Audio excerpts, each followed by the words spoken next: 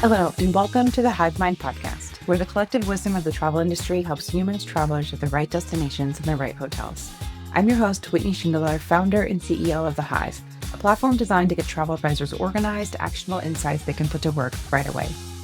Each week, I sit down for focused, real-world conversations with travel advisors, hoteliers, and supplier partners who know these places inside and out.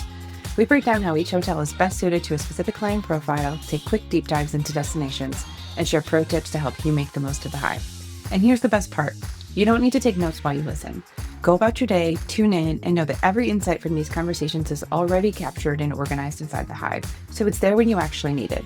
And if you aren't in the Hive yet, you can get resources from this and other episodes when you join our newsletter at thehive.travel/podcast.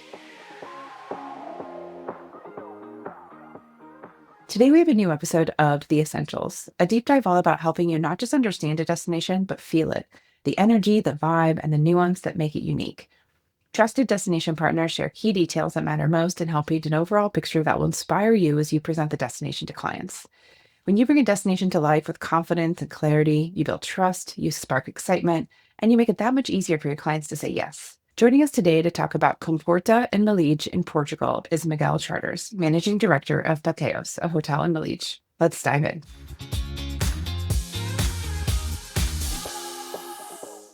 Hi, Miguel. Welcome to the podcast. I'm so thrilled to have you. Hello, Whitney. Very nice to see you as well. Thank you very much for inviting me and be here. It's a pleasure. Yes, I'm really excited. Today we're going to dive into all things Comporta and Melides, which is a region and an area that's near Lisbon, but far enough away that I believe, you can correct me if I'm wrong, but it feels from a travel advisor perspective that it's up and coming. There are some hotels in the area, so I'm starting to hear more and more about this region. It's starting to feel more like a standalone stay and not a day trip from Lisbon. We actually want clients to kind of come out to this area and spend some time there during their trip in Portugal. So I'm excited to dive into it and just learn more because it's not an area that I know from personal experience. But before we dive in, can you share with us just a little bit about yourself and your background and your connection to this region and a little bit of how we got here? Okay. Yeah, my background actually, when I finished university, I did law and I worked as a lawyer both in Portugal and in London. But of course, the law was not made for me. I'm more of a person with an entrepreneurial spirit, so I'm always looking into businesses and opportunities. And so I dived into real estate with the view of working in curated projects where we restore historical buildings in the city centers of Portugal and we bring them back to life with a new life so that they can be used for the good. And in the meantime, hospitality has always been a passion, and being in real estate gave me the opportunity to develop a project actually in the area of Melides and the area of Comporta and Melides, as we discussed. And yeah, so I'm basically running as well an operation there. Okay. The connection to Is the is area. this, yeah, tell me about your connection to this area because Yeah. I feel like you know this area well and it's just kind of up and coming, not for you, but more for the international audience. Yeah, it's the area of Comport and Melides is an area that, as you say, it's been up and coming. It's clearly still an area where the development that exists differs substantially from, for example, those of the Algarve region, where you have a lot of mass tourism in the Algarve in the south of Portugal. Of course, you always have boutique projects, but it's a much more developed area. Whereabouts in Comport and Melides, it's still a more laid back, authentic place to go. But even between these two, there are significant differences between Comporta and Melides. I would say if you want to place Melides, maybe Melides is where Comporta was 20 years ago. So Comporta also Okay. experienced some development. Its development is not the huge, massive development, but of course it has more crowd, Comporta. Melides is more, I would say, the raw and the still very genuine and authentic of what the area was. But it's also curious to mention Interesting. because the landscape also differs. Although they are joint areas, they are very close to each other. They are actually neighboring parishes, but they differ in terms of landscape. So Comporta is you would get more the pine trees and the sand and the dunes with more flat areas. Whereabouts when you travel to Melides, you are on the same coastline, of course, but then the landscape changes and you go into what we call the Montado Portuguese, which is the landscape is populated by cork trees, pine trees, olive trees, strawberry trees, cistus. So it's a bit more the kind of vegetation you would find more in the interior Alentejo, but it's on the coast because it has the hills. So there are two different landscapes. So there are some differences between these two places. Okay. If travelers are interested to visit this area, either Malaysia or Comporta outside Lisbon, what do you think would be the main driver of their decision of which area to go to? Do the experiences in terms of like what's available from an activity and experience perspective differ?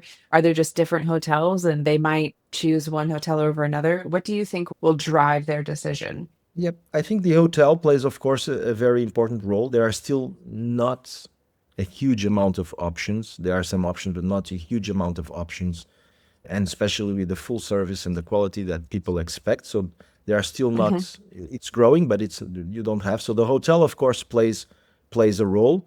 In terms of activities, you can access from both areas. You can access more or less the same type of activities that you would find there. I would mention that, of course, the beach during the high season, what from April to October, of course, the beach is a must. You have one of the most beautiful beaches in Europe, and it's a huge stretch of sand that goes from Troia down to Sinj, and it's in uninterrupted more than 65 kilometers of uninterrupted beaches. So Wow. it's really stunning in terms of setting. But then you have a lot of other activities like surfing. For example, it's a very good and popular surf, not the place itself, but from there you can access 30 minutes drive. You can access very nice surf spots. It's also very good to cycle and do all-terrain cycling in the middle of the pine trees, the cork trees. So Oh, it's nice. also you have a lot of also interesting horse riding by the beach. There are many tours and many places you can visit. You can go to deserted beaches and with your horses. So it's really stunning. And then you have a lot of protected landscapes like the lagoons. You have two or three lagoons in the area. You have the rice fields. So you have a lot of things that guests can enjoy. Of course, it differs from season to season. The things you would do from the what we call the high season or the season where it's more there's more sunshine and the winter.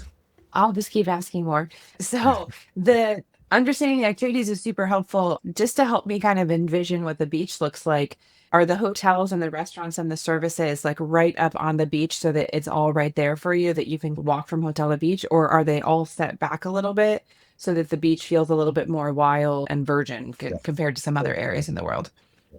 Yeah, they are more in the back. Regulations prevent Okay. building hotels on top in the waterfront, so they're all in the back.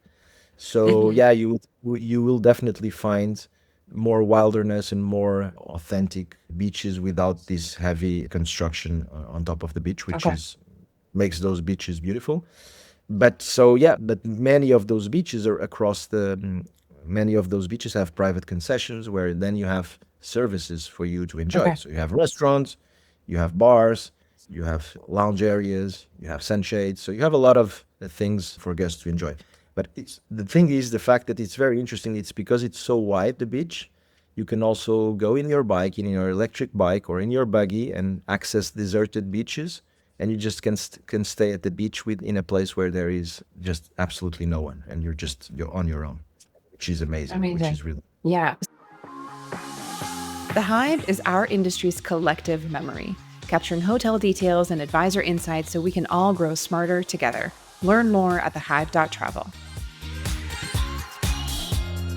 So let's talk about the seasons a little bit. Is this area of Portugal from a traveler's perspective? Do you consider it a year-round destination, or are there distinct seasons that are really best to be there and to visit? yes. There is of course distinction between seasons. I would say there is a season from April to October where which it's more buzzy, more people because it's you can enjoy all the outdoor activities. It's an area Hmm. where it's very much inviting to the outdoor, so this is really important. The winter season is an area where it's growing. You find it's growing, and you see it because more outlets are open during this season, that more activities are available. So it's growing because many people are moving there not only to for from a tourism perspective, and maybe people have houses and start living there and have a lot of so brings the economic life to the place. And so It's increasing. It's increasing in the lower season. The lower season, from I would say from November to March, February, March, is very inviting to other types of activities like retreats, like private yoga retreats, gastronomical retreats, many things that you can do and people do during this season. And it's growing because Portugal is still a place where you have 260, 270 days of sunshine a year. So even in November, December, you have beautiful winter days and temperatures are relatively pleasant. They are still 12 degrees Celsius. So it's still very nice to go in the winter. Actually, myself, I feel the wintry and the fireplace and Mhm. being able to have these idle pleasures that the area allows you to. It's also really enjoyable. But of course, you have the two seasons. Still, you still have the two seasons. If you're talking to someone who is going to visit Portugal for the first time, do you feel that this region can offer something to a first time visitor who's also trying to navigate all of the hotspots that they're hearing about from Lisbon to Porto to the Douro Valley to the Algarve? These are the areas that clients arrive and they say they want to do everything in a 10-day trip. And then we're already like, whoa, whoa, whoa, let's slow down. Portugal is bigger than you realized. Do you feel that this region is something that we should be sneaking into conversations and really kind of infusing some authenticity just outside of Lisbon? Or do you feel that it really does cater to those travelers who are returning to Portugal for a second or third trip and they're looking for something different? Do you have any strong opinions about this? Yes, I think it's for a first time visitor.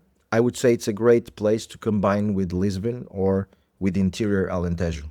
We have some people that come specifically to the region because they know it or have friends and they recommend and they come because it's actually really, as you said, it's really getting to be known. It's still so Mhm. many people don't know it, and but when people know it, they always come back. So it's really a place where I definitely would consider for a first visit, but in combination with Lisbon, for example, as I say, because of its proximity, and or also interior Alentejo. We have also many people that come, especially from the US, that normally end up their trip in this area of Melides and Comporta because it's a great because you're just 1 hour from the 1 hour 10 from the airport, and so you go straight to Yes. the airport and you have your flight back home international.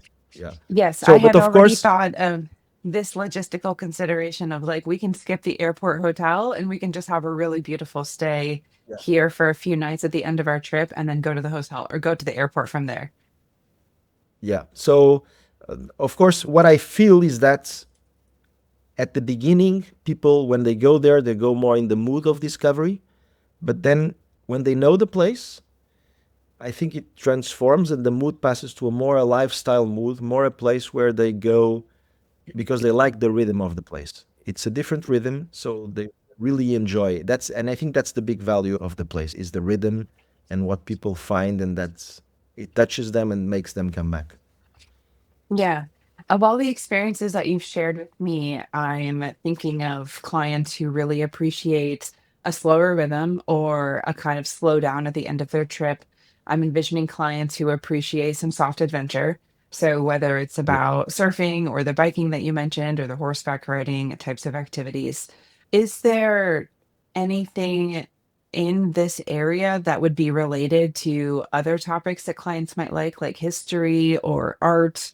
Or being a little bit more active, like any like hiking or anything like this? Or would those types of interests be best catered in other areas of Portugal? I'm just Yeah. curious. So look, if you want to be very active, you can be very active in the area because, as I mentioned to you, one of the very nice activities, surfing. So it's really a nice spot to go for surfing if you want more active. Hiking as well. For example, Melides, you have the hills of Melides, and many people do hiking. It has more than 1,000 kilometers of hiking trails. People do Wow, cycling as well on those areas. So it's if you want to be active, you can be active you really can. Mhm. all day long. Yes, you really can. Of course, if you want to enjoy and just read a book by the pool or just enjoy a nice meal, it's something that you can definitely have. It's really up to the guest. Is there like a town or a village in this area where there's like shops and restaurants, or is it more of a Yeah. remote setting that once you get to the hotel, you're remote? So when you are in the, depending on the hotel you stay, of course, and here Comporta and Melides are a bit different.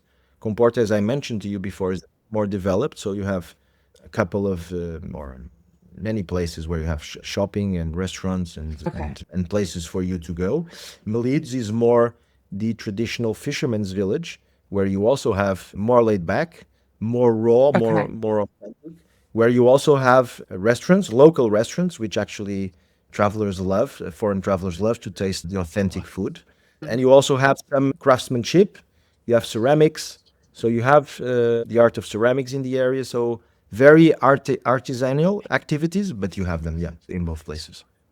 And I imagine that if you are staying at one hotel, let's say if you're staying in Malige, that you could drive to Comporta or vice versa. They're close enough that you could still explore both, right?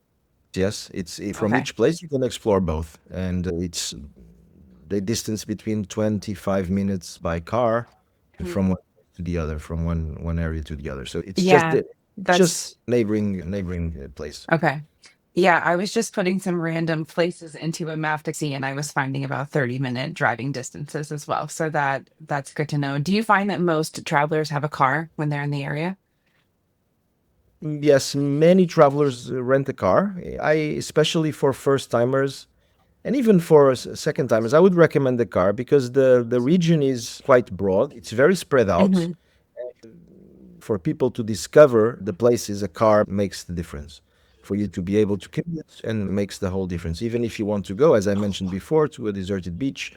So the car is helpful for you to go around from place to place. It's not a resort-like destination where everything is Right. condensed. It's really the opposite of that. It's really a place where things are very spread out. So it's important. And having said this, it's very important that when travelers come, they have a very good curation of their stay. So that's because of being spread out, it's very important Mhm. that the industry can curate them very nicely, Right. their trip, so that they can enjoy the most of it. And what I see is that when we do this curation and when we help them find the places and the very nice places, on the second time they already know and they want to repeat that experience and they come and they want to stay in that experience. Yeah. So what I'm hearing is that this is not a region where we wait until we get to the hotel and figure things out. It's rather, it's better to plan in advance the different areas that they're going to visit, the different experiences that we'll include, and to just make sure that the logistics and transportation make sense before they get there. It feels a little bit more relaxing to kind of arrive with a plan as But opposed to arriving and finding out you should probably have a car.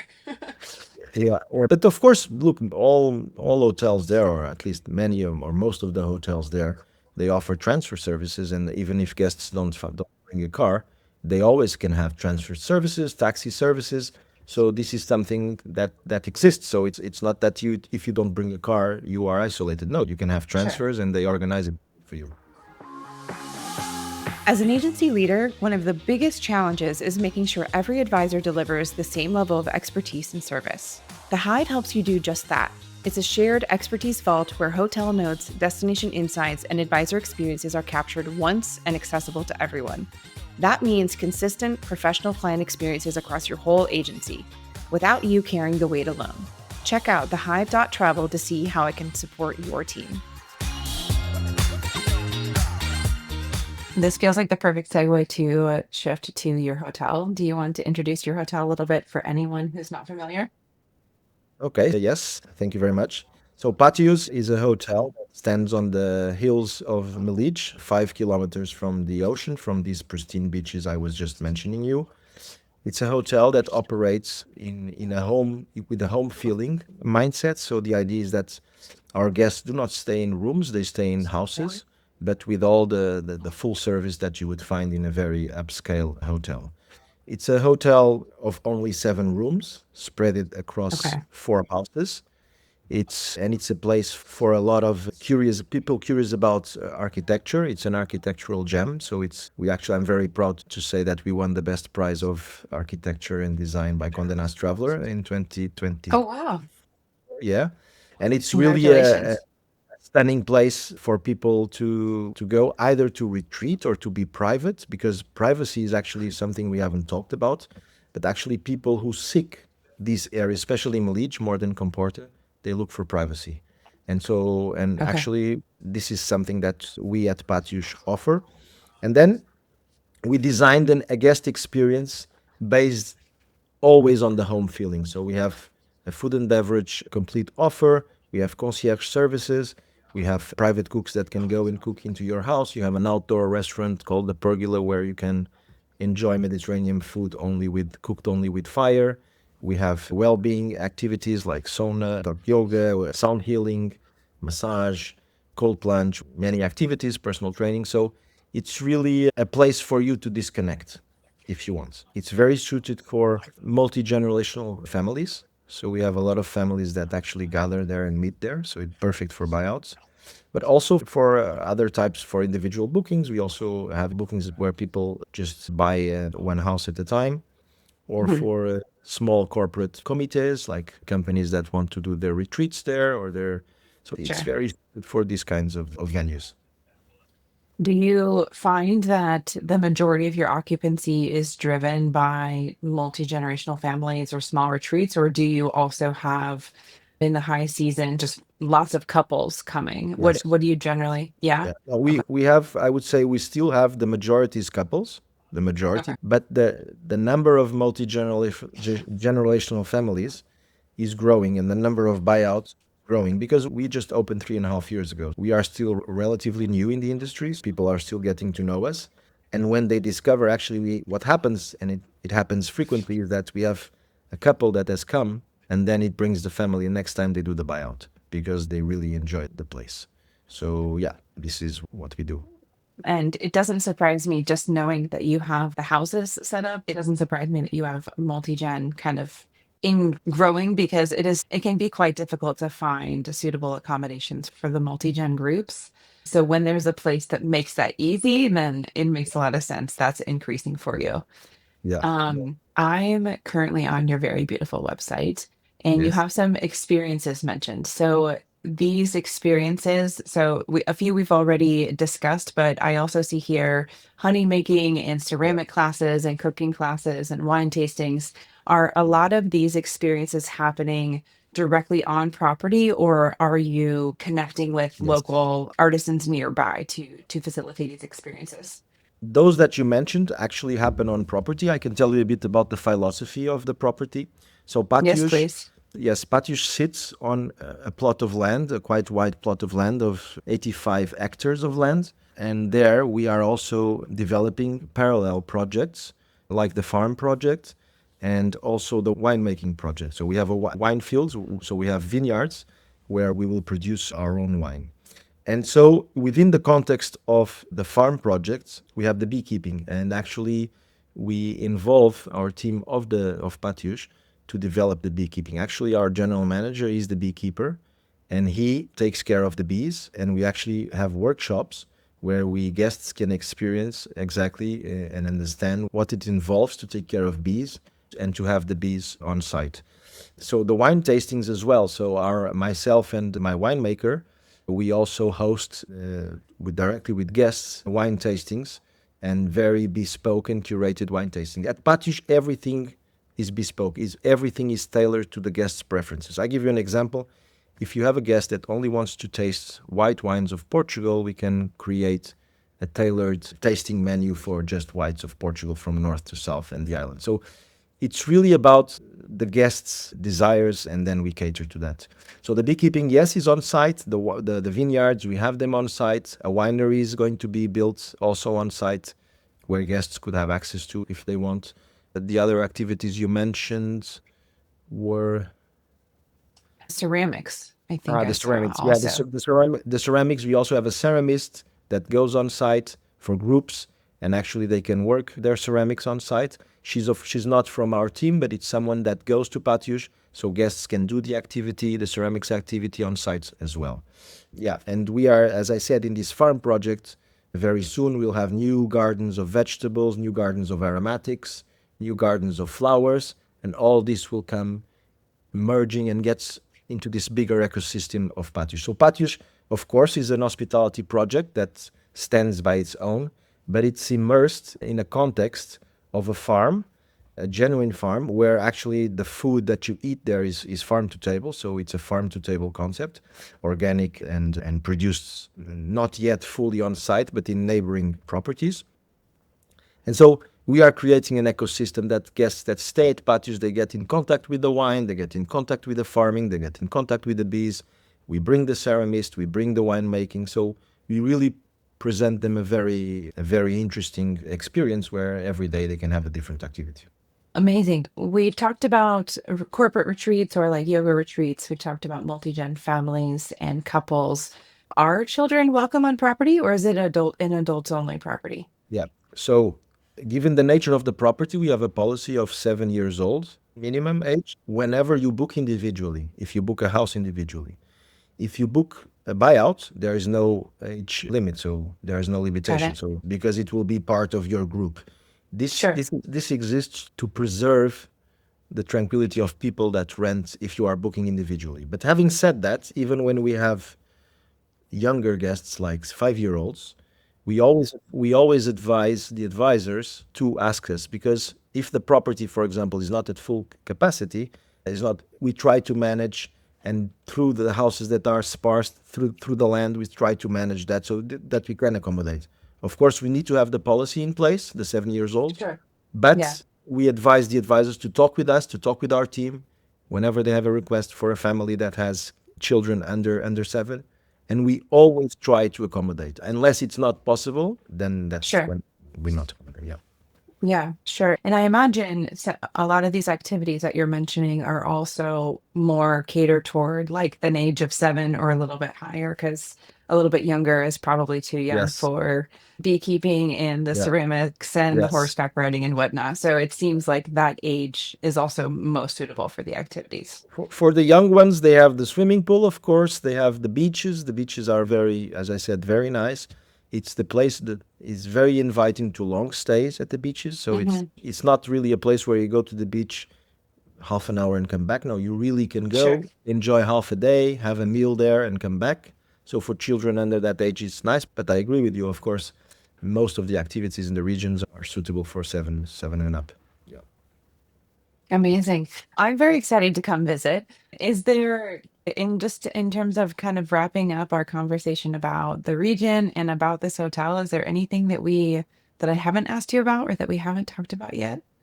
I think it's just about mentioning what is Melides right now, and I think it's important to pass on Melides. Melides is still, we talked about, but we didn't explore so much the difference between Melides and Comporta.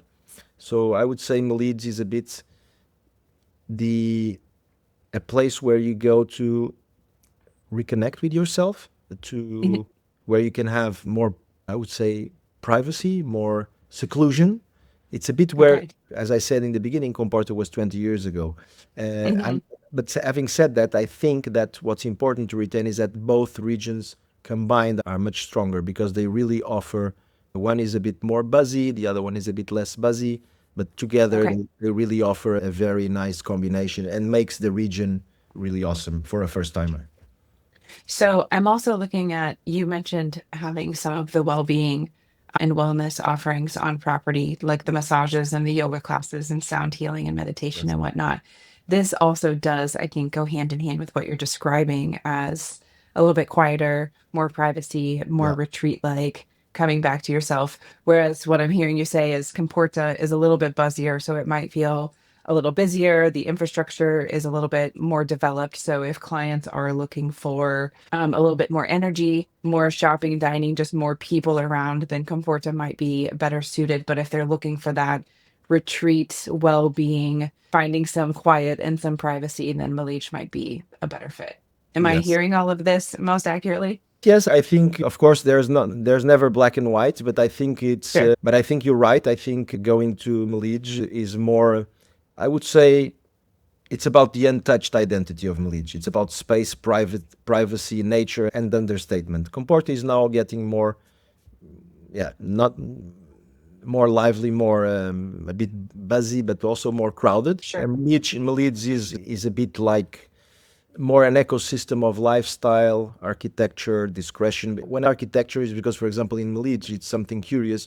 You see a lot of beautiful projects, houses with very known architects that are appearing here and there. So it's more an ecosystem of lifestyle, Meligi, that it's coming up, and this is makes it extraordinary because it's not about just what's been built, which is of course important, the architecture I was mentioning, but it's also what has been protected and what exists there. So yeah, I agree with what you say, but in both places you can have retreat-like experiences. But I would say Sure. it is better for that, I would say. Amazing. Congratulations to you on what you have built and on your first few years and on winning the architectural award from Condé Nast. That's really awesome and such an amazing accolade to be able to share. And thank you so much for your time and No, sharing all of your insights on the region and also of Pa.te.os, of the hotel. it's a pleasure with me, and of course you're invited to visit and come experience Pa.te.os. Whenever you are in Portugal, just give me a ring and we'll meet. Amazing. Thank you so Thank much, you very Miguel. much. Thank you. Thanks so much for tuning in to this episode of the Hive Mind podcast. If you enjoyed today's conversation, be sure to subscribe so you never miss a new episode. And if you know a friend or colleague who would enjoy this, please share it with them.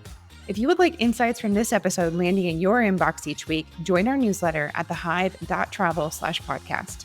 And remember, if you'd like to contribute to a future episode, whether it's sharing your destination expertise or your experience touring hotels, just head to thehive.travel/podcast to learn more and express your interest. We'd love to have you join the conversation. Until next time.